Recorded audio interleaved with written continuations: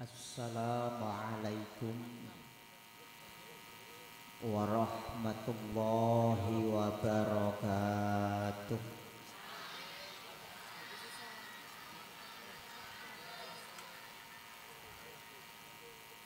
Bismillah, alhamdulillah, wassalatu wassalamu ala rasulillah wa ala alihi wa ashabihi wa mawala. La haula wala quwata illa billah. Amma ba'da. Hadratal muhtaramin, para alim, para masyayikh, wabil khusus segenap masyayikh Pondok Pesantren Syafi'i Akram, jami'al asatidz wal asatidzat, segenap pengurus Pondok Pesantren Syafi'i Akram sedaya mawon ingkang kula hormati, Jam'iyah Sholawat Pondok Pesantren Syafi'i Akram sedaya mawon ingkang kula hormati, hadirin hadirat, para santri putra santri putri sedaya mawon ingkang kula hormati. Alhamdulillah, pada malam hari ini kita bisa berkumpul bersama-sama dalam rangka memperingati Isra wal Mi'rajipun Nabi Agung Muhammad sallallahu alaihi wasallam. Alhamdulillah, dalam keadaan sehat walafiat. Sedaya mawon sedaya sehat nggih? Alhamdulillah. Insyaallah pada malam hari ini saya akan menjelaskan tentang ibadahnya Rasul. Insyaallah mboten jelasaken masalah perjalanan Isra Mi'rajnya, tidak. Karena saya sangat yakin perjalanan Isra Mi'raj apa meneh kelasé cah pondok wis do hafal. Wis do hafal mesti. Perjalanan Isra Mi'raj iki wis didongengke awit sampean TK. TK wis diceritani gurune perjalanan Isra Mi'raj. Engko nang MI SD Isra Mi'raj maneh, dongeng perjalanan maneh. Nang SMP utawa MTS ya ngono kuwi. Nang SMA, nang MA, nang SMK ya dongengke perjalanan Isra Mi'raj maneh. Sampai kapalen bahasane wong Jawa. Saking apale akhirnya metu kapale. Sampai jajil niku nek ditakoni, Kanjeng Nabi Isra Mi'raj numpak apa? Mesti bener ngomongnya. Numpak buruk. Ora ana sing jawabane salah, numpak tosa ora ana. Mulane kula percuma jelasake perjalanan Isra Mi'raj wis ora perlu. Yang perlu saya jelaskan adalah sebelum Rasul mendapat mandat wajib sholat, sebelum Rasul melaksanakan Isra Mi'raj berarti belum diwajibkan sholat. Lah itu saurunge diwajibke sholat iki Kanjeng Nabi ibadahe apa? Ngoten lho, iki sing perlu dibahas. Saurunge Kanjeng Nabi Isra Mi'raj berarti durung ana perintah sholat. Lah iki sebelum ana sholat 5 waktu iki Kanjeng Nabi apa ibadahe? Saya menemukan keterangan dalam kitab Hasyiah Bajuri. Namanya kitab Hasyiah Bajuri. Tekstualnya kurang lebih begini. Wa kanat ibadatuhu sallallahu alaihi wasallam qabla dzalika fi ghari hira'in bitafakkuri fi masnu'atillahi wa ikrami man yamurru alaihi minad difani. Ada dua bentuk ibadah, ada dua macam ibadah yang menjadi andalan Kanjeng Nabi sebelum diwajibkan sholat 5 waktu. Jadi saurunge Kanjeng Nabi diwajibke sholat 5 waktu, Kanjeng Nabi wis duwe ibadah andalan macem loro. Apa saja? Yang pertama tafakkur fi masnu'atillah. Kanjeng Nabi biasa berzikir di Gua Hira, memikirkan tentang apa? Bukan memikirkan tentang ini WA-nya siapa. Ora. Iki nomor nyasar iki sopo. Tidak, tapi memikirkan ciptaane Gusti. Kanjeng Nabi memikirkan ciptaane Gusti Allah. Kenapa kok penting berpikir tentang ciptaane Gusti Allah? Sebab menurut Imam Al-Ghazali, kenapa rata-rata kebanyakan manusia kok tidak takut dengan yang Maha Kuasa? Rata-rata kan menungso ki ora wedi karo Gusti Allah. Ada seorang buruh, seorang kuli, antara Allah dengan juragannya masih takut dengan jurang. Itu rahasia tapi umum. Rahasia tapi umum. Dipanggil juragane padahal lewat WA saja, langsung teko. Mrene langsung teko. Tapi barang dipanggil Gusti Allah hayya ala sholah, hayya ala sholah, ping kaping ora teko. Iki membuktikan panggilane bose niku lebih menakutkan ketimbang panggilan Tuhan. Kenapa bisa terjadi seperti ini? Menurut Imam Al-Ghazali karena kita kurang kenal, kita kurang dekat dengan Allah. Sementara kalau sama bosnya kenal banget, biasa njaluk pocok.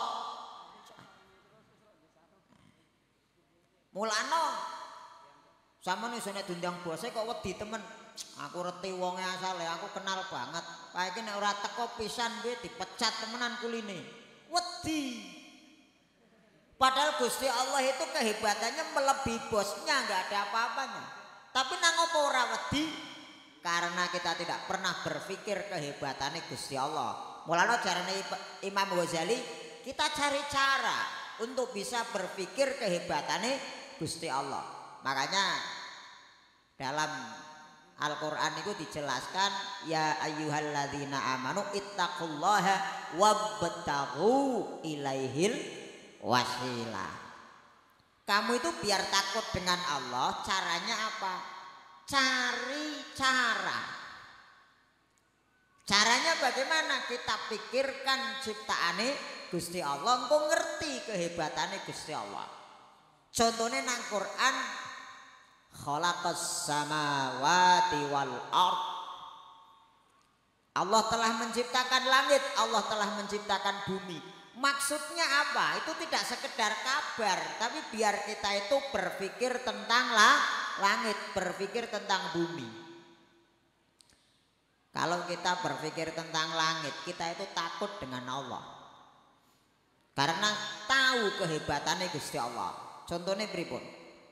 Kita pikir langit itu nggih, orang Pekalongan keluar dari rumah, lihat ke atas, lihat langit apa enggak?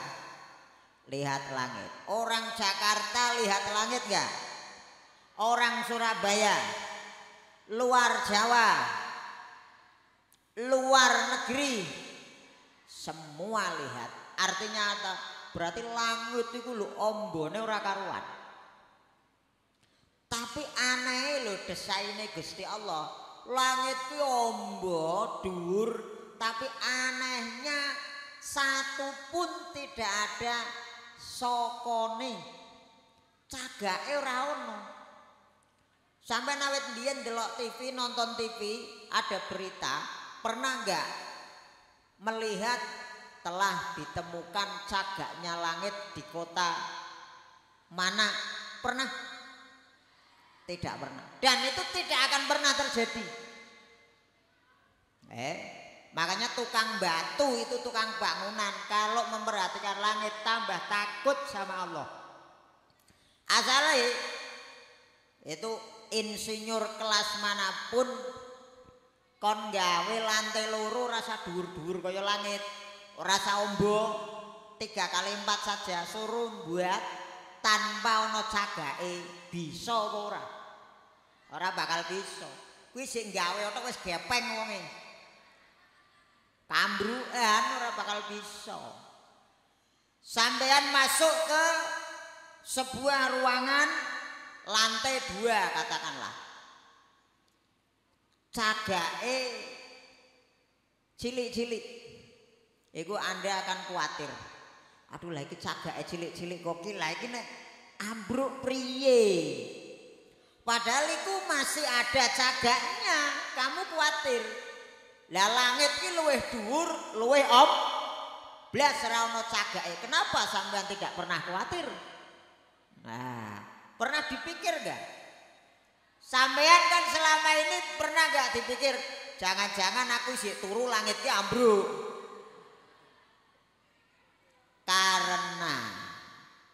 Karena Anda sangat yakin dengan kekuatan Gusti ini loh. Makanya ayat itu jelaske khalaqas samawati. Kon mikir, gue nek dipikir, oh iya ternyata Allah itu luar biasa. Desainnya di atas, lebar, tinggi. Lah kok nggak ada penyangganya. Terus kita disuruh berpikir tentang bumi. Ana pelajaran IPA nggih? Ana. Jarene pelajaran IPA, bumi itu terdiri dari daratan dan lautan. Aku sekolah wis suwi tapi aku sing gilingan. Nek sampean kok metu sedeloke wis ra kelingan ilmune. Kilingane kirimane.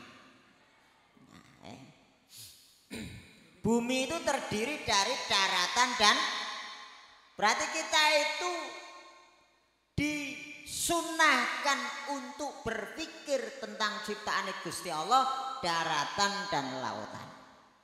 Daratan itu pada intinya adalah tanah. Selama ini kita kalau melihat tanah itu seolah-olah ciptaan Gusti Allah sing remeh. Lah apa wong lemah? Lah apa wong lemah? Atau mungkin ada yang berpikir tentang tanah tapi pikirannya tidak sama penciptanya. Tapi pikirannya adalah untung. Pikirannya duit, nek weruh lemah, iki nek dikapling badine akeh. Sehingga ora tahu sampai dengan Gusti Allah. Lah lemah. Katanya kaya ciptaane Gusti Allah sing sepele. Ternyata kita mulai hidup sampai mati sangat bergantung dengan tanah. Sampeyan bayi isik mlumah urung iso menggurep iku nang lemah. Sampeyan menggurep nang lemah, ajar ngangsut nang merangkang nang lemah, ajar mlaku nang lemah. Donge wis iso mangan sego, parine nandure nang nek Gusti Allah ora nyiptake lemah sampean ora resen sego. Nandure nang ndi? Hah? Kita hidup mulai dari bayi wis membutuhkan lemah. Donge mati butuh lemah ora? Simbah-simbah sampean wis ora ono disinggahke nang lemah apa nang lemari? Nang lemah maneh, sampai wis ora ono nyawane lho manusa butuh lemah. Iki lho hebate desaine Gusti Allah iki. Butuhke terus. Nek ora dipikir iku ciptaane Gusti Allah kaya ora ana nilaine. Padahal iku lemah durung liyane. Nggih. Tinggi mbuaki bangkai, sampah, habis semua. Enggak kuat sama tanah. Sudah didesain oleh Allah. Bangkai kayak apa baunya kalau sudah masukkan lemah, durugi enggak akan bau. Itu keistimewaannya desainnya Gusti Allah lemah. Pelajaran fisika mengatakan zat apapun akan habis, akan kalah, akan hilang bila ketemu tanah. Sing fisikane pitu mendhuwur mesti paham.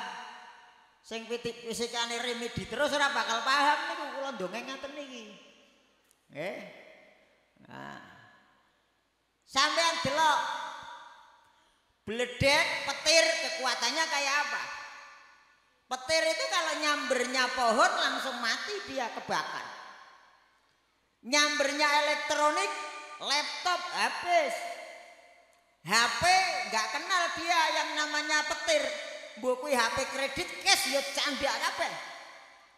Nggih, selesai sudah. Apalagi sing disamber sampean kobol-kobol temenan. Sing putih dadi ireng, sing ireng apa maneh?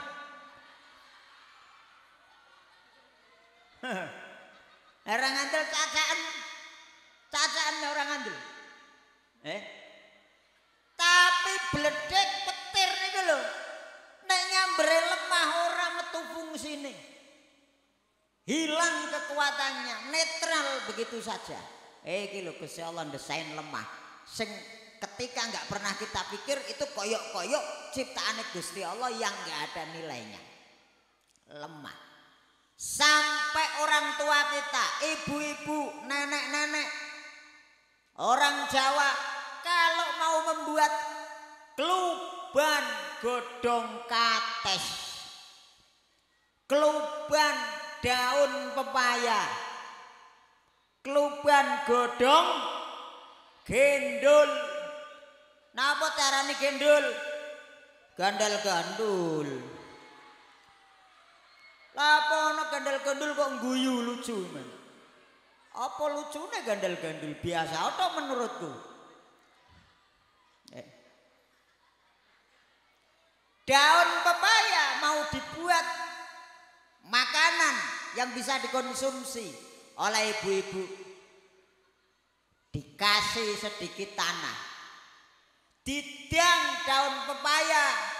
Wis diiris-iris didang karo lemah, ora usah diurap, ora usah dicampurke, cuma jejerke, hilang pahite daun pepaya.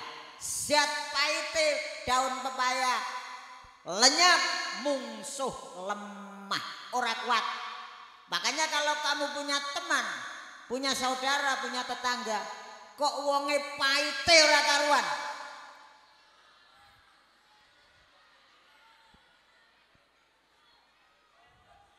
Aku ora ngongkon, ini informasi. Mana ada perintahnya, mana kata-kata saya yang merintah. Saya itu cuma menginformasikan zat apa saja kalah dengan tanah, termasuk pahitnya daun pepaya. Makanya kalau kamu punya teman, punya tetangga, punya saudara, kok orangnya pahit, sudah di situ tok titik, aku ora ngongkon apa-apa.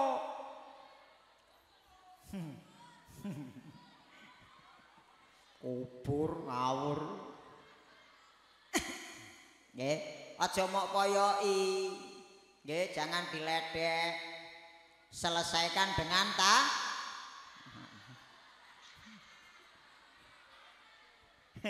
sik turu. Bismillahirrahmanirrahim. Muga-muga pahite ilang. Ilang apa mboten? Ilang apa mboten? Kuwi nek pahite ora ilang, wajahe sampean bengep kabeh. Diantemi sampean nyampe.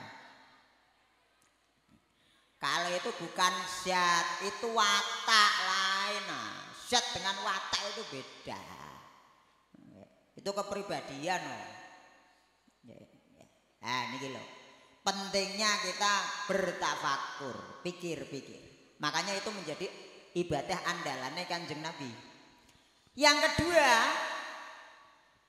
bumi itu kan tadi terdiri dari daratan dan lautan. Sekarang kita oleh Al-Quran disuruh berpikir tentang laut. Masya Allah, kita lebih mencengangkan lagi desain Gusti Allah tentang laut. Air laut itu disiapkan oleh Allah untuk menetralisir kotoran, limbah apa saja. Apakah sama tidak pernah berpikir selama ini Anda pipis, Anda BAB, ya, semua larinya ke got, got larinya ke sungai, sungai larinya ke laut. Anda hitung dari dulu sampai sekarang sudah berapa drum air kencing jenengan yang dibuang ke laut? Ayo, pirang ember jajal nek cara ditung semenjak Anda lahir sampai sekarang. Ayo, pirang drum wong semene kae urung sak kalongan buake ngebom kabeh. Tapi alhamdulillah desainnya Gusti Allah air laut. Kalau nggak percaya buktikan mumpung saya di sini. Tolong perwakilan ngebom. Cicipi banyu ngebom. Asin atau pesing? Asin atau pesing? Netral pipisnya sampean. Paham? Makanya ibadah berpikir tentang ciptaan Gusti Allah itu luar biasa. Sampai Kanjeng Nabi dawuh, tafakkuru sa'atin khairun min ibadati sittina sanatan. Kamu berpikir tentang ciptaan Allah sehingga kamu bisa menyimpulkan betapa hebatnya Gusti Allah. Kamu sampai tercengang mengangguk-ngangguk tentang kekuasaan Allah. 1 jam saja itu lebih baik pahalanya dibandingkan Anda sholat sunnah 60 tahun. Kenapa sholat sunnah 60 tahun kalah dengan tafakur 1 jam? Karena orang kalau sudah berpikir tentang kekuasaan Allah walaupun 1 jam dia menjadi penakut, gak mau yang namanya maksiat. Takut dia menantang Allah, berhadapan dengan Allah. Tapi nek wong cuma sregep sholat sunnah walaupun 60 tahun dia tidak pernah berpikir kehebatan Gusti Allah. Dia masih tetap berani untuk menabrak larangannya Gusti. Sehingga aja kaget sholat sunnah biasa, terawih biasa, bar terawih nglendengi wong biasa. Biasa. Nggih, beda karo wong ahli tafakur. Mulane Kanjeng Nabi itu enggak berani sama Gusti Allah. Sebab Kanjeng Nabi tahu persis bahwa Allah itu bahaya. Jangan pernah berurusan dengan Gusti karena sudah tahu kehebatannya. Ngoten lho. Ini bisa Anda dapatkan dari tafakur, berpikir tentang kehebatannya Gusti Allah melalui ciptaannya. Itu ibadah yang pertama andalannya Kanjeng Nabi sadurunge diwajibke sholat. Yang kedua ibadah andalannya Kanjeng Nabi wa ikrami man yamurru alaihi minadhifani. Rasul sudah terbiasa. Rasul sangat senang dan bangga untuk memuliakan tamunya. Ini ibadah yang istimewa juga. Saya masih ingat kalau saya sowan ke guru saya Lirboyo Kiai Haji Anwar Mansur, saya pernah sowan bawa anak istri saya. Anak saya itu sama napa niku jenenge hidangane Mbah Yai iku seneng dipangani terus. Pikir saya, aduh anakku semangan terus, mosok akune melu mangan. Aku nih isin wis aku ngalah wis sing mangan anakku wae. Ternyata Mbah Yai itu malah memperhatikan. Ayo monggo dicicipi. Lah kulone kan nggih matur nuwun Mbah Yai matur nuwun. Ayo dicicipi. Nggih sampun. Mbah Yai malah duka, malah marah. Durung kok sampun-sampun. Akhirnya toples iki kelere diangkat. Ayo ambil. Nggih matur nuwun. Kok matur nuwun jupuken. Saya ambil. Beliau menjelaskan sama saya. Saya itu paling sedih kalau sudah menyiapkan hidangan untuk tamu kok enggak dicicipi. Saya itu berarti gagal mendapatkan pahala memuliakan tamu. Sangat berbalik 180% dengan sampean. Nek ana tamu mangan terus malah bingung sampean. Aduh cepet entek iki nek kok ora. Karena enggak tahu ilmune Kanjeng Nabi memberikan pesan kepada kita semua, man kana yu'minu billahi wa bil yaumil akhiri falyukrim dhaifahu. Kalau kamu yakin percaya dengan Allah, kamu itu tahu yakin bahwa kiamat itu menakutkan, kiamat itu kan mengerikan kejadian. Maka ketika ada tamu muliakanlah, maka kiamat yang mengerikan akan menjadi biasa saja, menjadi ringan bagi kamu, barokahe mulyaake tamu. Jadi memuliakan tamu itu menjadikan kiamatnya itu menjadi ringan, tidak mencekam. Iku barokahe mulyaake tamu. Makanya rata-rata masyayikh Lirboyo begitu. Nah ana tamu iku sak duwene ditoke. Bahasane wong Jawa, nek ana tamu walaupun air putih, walaupun hanya punya air putih yo, jangan sampai air putih saja kok enggak ada. Aja sampai ana tamu kok dijak ngobrol atau ora ana minumane blas. Sampai tamune gojekan gulu. Tapi ora paham-paham, dijak ndongeng ngono. Tamune ngantek gojekan gulu. Ki wedange metune kapan? Isih wutu dijak ngobrol, ora disediani minuman. Sampai tamune kecek-cekik. Ora peka blas sing di omah. Walaupun hanya sekedar air putih. Syukur-syukur ada kawannya air putih, ada kawannya teh. Iku syukur-syukur. Lah ini mumpung saya ingat, biasanya dari faktor ketidaksengajaan, karena kita teledor. Biasanya kita itu kalau di rumah ada hidangan di ruang tamu, biasanya kurang diperhatikan. Ono toples nang ruang tamu, biasanya kita itu jarang memperhatikan. Ini bahaya. Mestinya kita itu memuliakan tamu malah jadi mengecewakan tamu. Jangan sampai. Satu, ketika ada tamu pasanglah muka yang manis.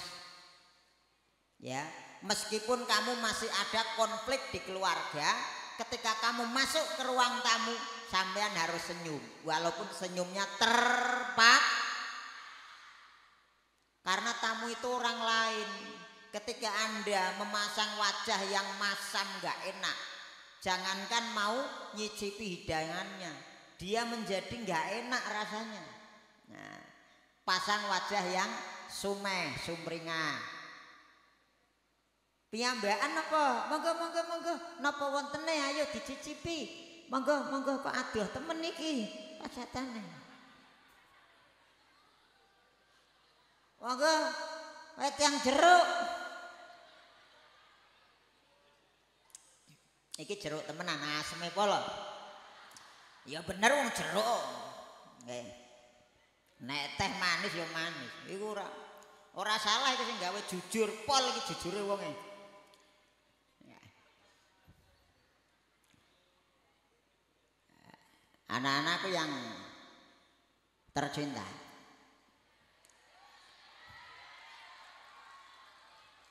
Biasa saja.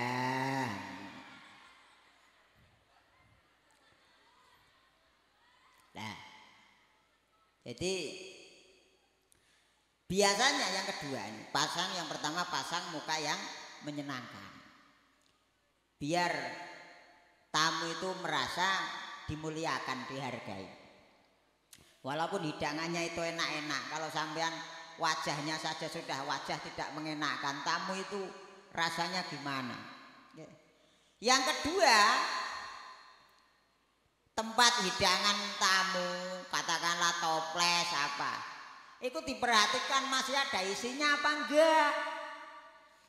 Biasanya ngaten, dek iku pede tok nawani, dimonggo sih, buka dhewe monggo. Jare tamune bingung, sing tak monggo apa nih keler kosong ngomongku. Toplesnya kosong kok monggo. Sampean tidak sengaja, kalau sampean sengaja mestinya malu. Itu karena Anda tidak ngontrol gitu loh. Nah, itu jangan sampai terjadi. Terus atau biasanya nggih, hidangannya masih ada, tapi sudah tidak layak dikonsumsi. Hati-hati nih. Sering terjadi begitu. Sering. Roti tampilannya masih bagus, tapi ternyata sudah 5 hari. Dilala sing mertamu itu rodok ngelih. Wah, lapar. Akhirnya batine tamune iki nek sing duwe omah mlebu sedelopi langsung tak bleng. Sampeane mlebu langsung jukuk tanpa digigit. Bar bleng dhek krasa kok rada tengik iki rotine. Mau diletehke lah kok sampeane moro, aduh ora sida. Akhire sampean niku ngapuk nang jero. Karo mikir, letehke pojo. Iki nek tak letehke tersinggung napa mboten nggih? Tapi nek ora tak letehke mendem iki aku. Iki akhire ora sida mulyake tamu. Jadi malah tamu iki jadi kecewa. Apalagi kalau hidangannya model-model makanan ringan, katakanlah kerupuk, itu 2 hari harus dikontrol. Paling 2 hari itu sudah mulai apa bahasa Inggrisnya melempem.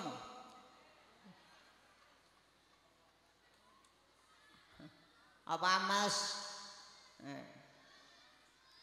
Apa mana nek tamu nek wonge sepuh.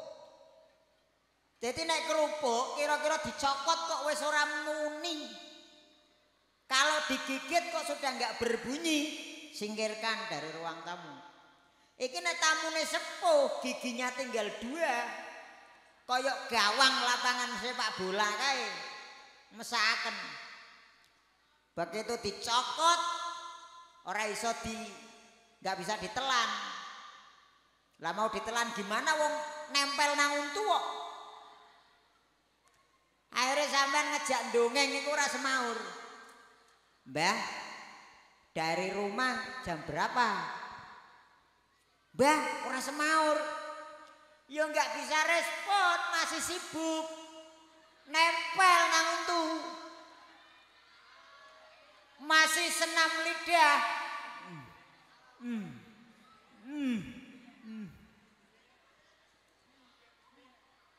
Kesel lidahe akhirnya mangap ditarik. Jenenge gigi-gigi tua ditarik sing ngucul dudu kerupuke.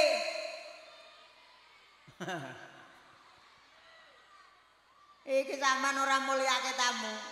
Mule metu di omahe sampean nangis.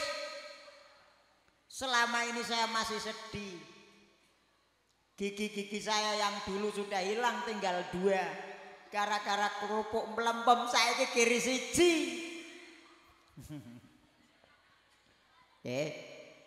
Ibadah andalane Kanjeng 1. Berpikir tentang ciptaane Gusti Allah. Sing nomor 2 memuliakan tamu. Berkaitan dengan Isra wal Mi'raj. Jangan lupa kita sudah diberikan kado terindah oleh Allah untuk umat Kanjeng itu kado terindah loh salat nggih. Menurut Imam Ar-Rafi'i, nggih, Imam Ar-Rafi'i ngendikane ngaten. Walam tajtami hadhil khamsu li ghairi nabina. Salat 5 waktu tidak pernah diwajibkan zaman sebelum Kanjeng Nabi. Nabi-nabi dulu diberikan kado istimewa berupa salat, nggak ada yang sampai genap 5. Fasubhu sholatu Adama. Zaman Nabi Adam pernah diwajibkan sholat, tapi hanya sholat subuh saja. Jadi nang zamannya Nabi Adam umatnya kewajiban sholat, tapi hanya sholat subuh. Kalau sudah sholat subuh sudah selesai, nggak ada sholat lagi yang wajib. Itu eranya syariat Nabi Adam. Wadduhru sholatu Dawuda. Zaman Nabi Dawud pernah diwajibkan sholat, tapi hanya sekali, sholat duhur saja. Wal asru sholatu Sulaimana. Zaman Nabi Sulaiman pernah diwajibkan sholat, tapi hanya sholat asar saja. Niki dawuhe Imam Ar-Rafi'i dalam kitab Hasyiyah I'anatul Talibin. Wal maghribu sholatu Ya'qubah. Di zaman Nabi Yakub pernah diwajibkan sholat, tapi hanya sholat maghrib saja. Insya Allah sholat favorit kita semua maghrib. Padahal itu ganjarannya paling sithik maghrib, tapi paling akeh sing seneng. Ganjarannya paling sithik, tapi favorit. Wal isya'u sholatu Yunusa. Di zaman Nabi Yunus pernah diwajibkan sholat, tapi hanya sholat isya, sholat isya saja. Alhamdulillah nang zamane Kanjeng Nabi sholat itu dadi genep 5. Jumlah rakaatnya ada 17. Rahasianya apa? Karena Allah kasihan sama umatnya Kanjeng Nabi, 17 rakaat untuk membersihkan dosa kita 17 jam. Menurut beliau Syekh Abu Bakar Sato, manusia itu diberikan hidup oleh Allah sehari semalam 24 jam. Rata-rata pembagiannya untuk tidur 7 jam, terjaga 17 jam. Jadi menungso ki akeh meleke 17 jam, turune 7 jam. Iki standar, rata-rata begitu. Lah menungso niku nek turu 7 jam, nggak mungkin melakukan dosa. Nggak mungkin orang tidur melakukan dosa. Makanya kalau sampean kegiatan yang wajib-wajib kok sudah, mending tidur. Sampean niat, ya Allah saya mau tidur agar tidak melakukan dosa. Berarti tidur sampean itu ibadah. Turu dadi ibadah. Asale turune dalam rangka menghindari dosa. Insya Allah Allah senang dengan sampean karena tujuannya turu menghindari dosa. Dan insya Allah akan diberikan tidur yang lelap. Iki bocah apike por turu niate ngindari dosa. Dikai turu sing panjang dening Gusti Allah, digugah langsung kiamat. Ya iku saking melase Gusti Allah, ben aja nglakoni dosa tekan ya. Lah malah beres sih lah sampeyan priye? Nah, daripada maksiat terus. Mulane nek menjelang tidur, ya Allah kula badhe bubuk niate ngindari maksiat. Insya Allah terlelap sampai ya.